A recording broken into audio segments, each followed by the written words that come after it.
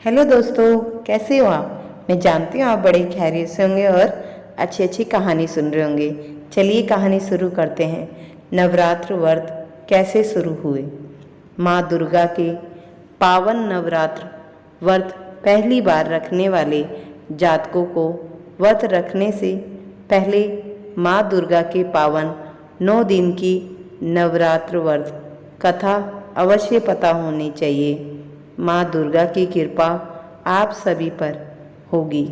पौराणिक कथाओं के अनुसार एक बार बृहस्पति जी ने ब्रह्मा जी से नवरात्र का महत्व जानने की इच्छा जताई। बृहस्पति जी ने कहा, नवरात्र व्रत का क्या फल है, इसे किस प्रकार किया जाता है। सबसे पहले इस व्रत को किसने किया। बृहस्पति जी के प्रश्नों का जवाब देते हुए ब्रह्मा जी ने कहा, हे बृहस्पति, प्राणियों के हित की इच्छा से तुमने बहुत अच्छा प्रश्न किया है। जो इंसान मनोरथ पूर्ण करने वाली माँ दुर्गा का ध्यान करता है वह धन्य है। यह नवरात्र व्रत संपूर्ण कामनाओं को पूर्ण करने वाला है। इस व्रत को करने से पुत्र प्राप्ति, धन, विद्या और सुख मिलता है। इस व्रत को करने से प्राणियों के रोग दूर हो जाते हैं, घर में समृद्धि की वृद्धि होती है, बांझ स्त्री को पुत्र की प्राप्ति होती है। माँ दुर्गा के व्रत करने से समस्त पापों से छुटकारा मिल जाता है। जो मनुष्य इस नवरात्र को व्रत को नहीं करता वह अनेक दुखों को भोगता है। ब्रह्मा जी ने कहा, हे बृहस्पति, जिसने सबसे पहले इस महाव्रत को किया है वह कथा मैं तुम्हें सुनाता हूँ। ब्रह्मा जी बोले, प्राचीन काल में मनोहर नगर में पीटत नाम का एक अनाथ ब्राह्मण रहता था। वह माँ दुर्गा का भक्त था। ब्राह्मण के घर संपूर्ण सद्गुणों से युक्त सुमति नाम की एक अत्यंत सुंदर कन्या पैदा हुई। वह कन्या अपने पिता के घर में अपनी सहेलियों के साथ खेलते हुए इस प्रकार बढ़ने लगी जैसे शुक्ल पक्ष में चंद्रमा की कला बढ़ती है। उस कन्या का पिता प्रतिदिन जब दुर्गा की पूजा करके यज्ञ किया करता, वह कन्या उस समय नियम से वहाँ उपस्थित रहती। एक दिन सुमिति अपनी सहेलियों के साथ खेलने में इतनी व्यस्त हो गई कि वह भगवती के पूजन में उपस्थित न होना भूल गई। उसके पिता को पुत्री की ऐसी लापरवाही देखकर क्रोध आ गया और वह पुत्री से कहने लगे, अरे दुष्ट पुत्री, आज तूने भगवती का पूजन नहीं किया, इस कारण मैं किसी कुष्ठ रोगी या दरिद्र मनुष्य के साथ तेरा विवाह करूँगा। पिता की बात सुनकर सुमिति को बड़ा दुख हुआ और पिता से कहने लगी, हे पिता, मैं आपकी कन्या हूँ तथा सब तरह आपके अधीन हूँ। जैसी आपकी इच्छा हो आप वैसा ही करना। चाहे राजा से, चाहे कुष्ठ से, चाहे दरिद्रता से, जिसके साथ चाहो मेरा विवाह करना, पर होगा वही जो मेरे भाग्य में लिखा है।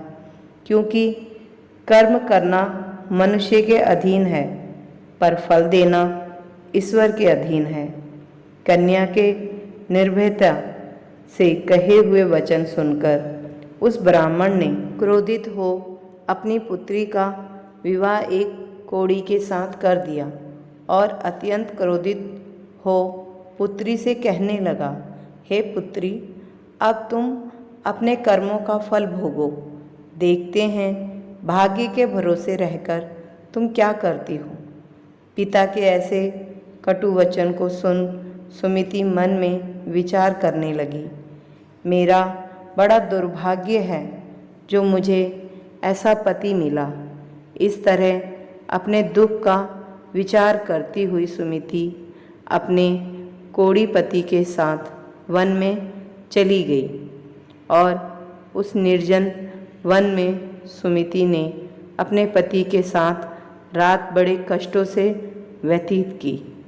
उस गरीब ब्राह्मणी सुमिति की ऐसी दशा देखकर माँ देवी भगवती दुर्गा ने ब्राह्मणी के पूर्व जन्म के पुण्यों के प्रभाव से प्रसन्न होते हुए स्वयं ब्राह्मणी के समक्ष प्रकट होकर सुमिति से कहा, हे दीन ब्राह्मणी, मैं तुझसे प्रसन्न हूँ। तुम जो चाहो सो वरदान मांग सकती हो। माँ भगवती दुर्गा का यह वचन सुन ब्राह्मणी ने कहा, आप कौन हैं और यह सब मुझसे क्यों कह रही हो? ब्राह्मणी का ऐसा वचन सुन माँ दुर्गा ने कहा कि मैं आदि शक्ति भगवती दुर्गा हूँ और मैं ही ब्रह्मविदा व सरस्वती हूँ। प्रसन्न होने पर मैं प्राणियों का दुख कर उनको सुख प्रदान करती हूँ। हे ब्राह्मणी, मैं तुझ पर तेरे पूर्व जन्म के पुण्य के प्रभाव से प्रसन्न हूँ। तुम्हारे पूर्व जन्म का वृत्तांत सुनाती हूँ, सुनो। तू पूर्व जन्म में निषाद की स्त्री थी और अति पतिव्रता थी। एक दिन तेरे पति निषाद ने चोरी की। चोरी करने के कारण तुम दोनों को सिपाहियों ने पकड़ लिया और जेल खाने में कैद कर दिया। सिपाहियों ने तुझको और तेरे पति को भोजन तक भी नहीं दिया। इस प्रकार नवरात्र के उन दिनों तुमने ना तो कुछ खाया और ना ही जल पिया। इस प्रकार 9 दिन तक तुम्हारा नवरात्र का व्रत हो गया। हे ब्राह्मणी, उन दिनों में अनजान में तुझसे जो व्रत हुआ, उस व्रत के प्रभाव से प्रसन्न होकर मैं तुझे मनोवांछित वर देती हूँ। तुम्हारी जो इच्छा हो सो मांगो। इस प्रकार माँ दुर्गा के वचन सुन ब्राह्मणी बोली, हे माँ दुर्गा, अगर आप मुझ पर प्रसन्न हैं तो मैं आपको प्रणाम करती हूँ। कृपा करके मेरे पति का कोढ़ दूर करो। देवी माँ भगवती दुर्गा ने कहा, पूर्व जन्म में उन दिनों तुमने जो व्रत किया था, उस व्रत का एक दिन का पुण्य अपने पति का कोढ़ दूर करने के लिए अर्पित करो। उस पुण्य के प्रभाव से तेरा पति ठीक हो जाएगा। इस प्रकार देवी के वचन सुन वह ब्राह्मणी प्रसन्न हुई और पति को निरोग करने की इच्छा से जब माँ दुर्गा ने उसके मांगे वर को तथास्तु ऐसा वचन कहा, तब उसके पति का शरीर भगवती दुर्गा की कृपा से कुष्ठ रोग से रहित हो गया। वह ब्राह्मणी पति को देख माँ दुर्गा देवी की स्तुति करने लगी। हे दुर्गे, आप दुर्गति को दूर करने वाली, तीनों लोकों का सनातप हरने वाली, समस्त दुखों को दूर करने वाली, रोगी मनुष्य को निरोग करने वाली, प्रसन्न हो मनोवांछित वर देने वाली और दुष्टों का नाश करने वाली, जगत की माता हो। हे अम्बे, मुझ निरपराध अबला को मेरे पिता ने कुष्ठी से मनुष्य के साथ मेरा विवाह करा, मुझे घर से निकाल दिया। मैं पिता से तिरस्कृत निर्जन वन में बसर कर रही हूँ। आपने मेरा इस विपाद से उद्धार किया है। हे देवी, मैं आपको प्रणाम करती हूँ, मेरी रक्षा करो। उस ब्राह्मणी की ऐसी स्तुति सुन देवी बहुत प्रसन्न हुई और ब्राह्मणी से कहा, हे ब्राह्मणी, तेरे शीघ्र ही उदल्य नामक अति बुद्धिमान, धनवान, कीर्तिवान पुत्र उत्पन्न होगा। ऐसा वर देकर देवी ने ब्राह्मणी से फिर कहा कि और जो कुछ तेरी इच्छा है वह मांग ले। सुमिति ने कहा कि हे देवी भगवती दुर्गे, अगर आप मुझ पर प्रसन्न हैं तो कृपा मुझे नवरात्र व्रत की विधि का विस्तार से वर्णन करें। ब्राह्मणी के वचन सुन माँ दुर्गा ने कहा, हे ब्राह्मणी, मैं तुम्हें संपूर्ण पापों को दूर करने वाले नवरात्र व्रत की विधि बताती हूँ। चैत्र मास के शुक्ल पक्ष की प्रतिपदा से लेकर 9 दिन तक व्रत करें। यदि दिन भर का व्रत ना कर सकें तो एक समय भोजन करें। नवरात्र के पहले ही दिन सुबह पवित्रता पूर्वक स्नान करके सूर्य देव को जल अर्घ्य कर सबसे पहले माँ दुर्गा की चौकी स्थापित करें। महाकाली, महालक्ष्मी और महासरस्वती की मूर्तियाँ स्थापित कर उनकी विधि सहित पूजा करें। शुभ मुहूर्त में घाट स्थापित कर उसमें जौ के बीज डालकर 9वें दिन तक जल्द से सिंचाई करें। बिजोरा के फल से अर्घ्य देने से रूप की प्राप्ति होती है। जयफल से अर्घ्य देने पर कीर्ति, दाग से कार्य की सिद्धि होती है। आंवले से सुख की प्राप्ति और केले से अर्घ्य देने से आभूषणों की प्राप्ति होती है। इस प्रकार पुष्पों व फलों से अर्घ्य देकर व्रत समाप्त होने पर 9वें दिन विधि विधान हवन करें।